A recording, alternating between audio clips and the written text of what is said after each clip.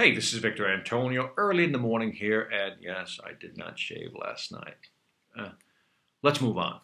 I want to talk to you a little bit about the sales process and becoming successful in sales. Just kind of my personal notes for you this morning. Now, when I get the questions, Victor, how can I improve my sales technique, my sales strategy, all the things that go with understanding the sales process? I'm always a little reticent to give them the information because sometimes it isn't about the technique, it isn't about the strategy, it isn't about the tactic. In fact, you probably know enough techniques, know enough strategy, know enough about tactics to know what you need to do in order to close a sale. So then what's the problem? Why aren't you successful in selling? Well, maybe it isn't so much the actual strategy, tactic, or goals, but maybe it's something that you're doing or not doing. So here's what I'd like you to do. I want you to ask yourself right now, what are five things? What are five things that you need to be doing to be successful in sales? Now, when I say five things that you know that you've been thinking about, said, I really need to start doing these things, but I haven't done them. So my question to you is, and maybe write them down right now, is to begin thinking about what are five things, just five things you need to start doing in order to be successful in sales. Things, again, that you know you should be doing.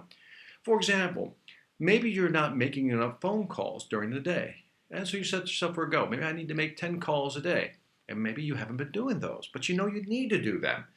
How about presentation? Maybe you know that in your presentation you always kind of hit a dead spot. You know what I'm talking about. When you're doing a presentation, sometimes you hit a dead spot where the audience doesn't react, the buyer, the client doesn't react, and maybe you need to go back and work on that. Now you've been thinking about that, but you haven't gotten around to it. That's what I'm talking about. What are five things you need to do that you haven't done that you need to start doing? Second, what are five things that you need to stop doing? Now, this is important. Sometimes we fall into bad habits. Yeah, personal note here, me too. And we do these things and we fall into a habit and we know we need to stop doing them, but we just don't get around to stop doing them. So I want you to ask yourself, what are five things that you need to stop doing? Let me give you some examples. Maybe you shouldn't check emails so often. Maybe you should set yourself up a schedule where you only check email twice a day. Because maybe what you're doing today is that every time you see your computer, you're checking your email every 1 hour or so. And then what happens when you check your email? You get distracted, right? You start hyperlinking all over the place. And next thing you know, an hour or two passes by and you're losing a lot of time. So maybe that's one of the things you need to stop doing, checking your email that often. Well, how about this? Maybe you're leaving voicemails and you're winging it. You know what I mean by winging it? Just kind of, saying certain things and maybe never really thinking about it. Well, maybe you need to stop doing that. And maybe you need to start writing down a script to what you're going to say if you get voicemail. Get the idea? What are certain things we need to stop doing that we know we need to stop doing? And again, these are just bad habits we fall into, but we get so used to doing them that we continue to do them.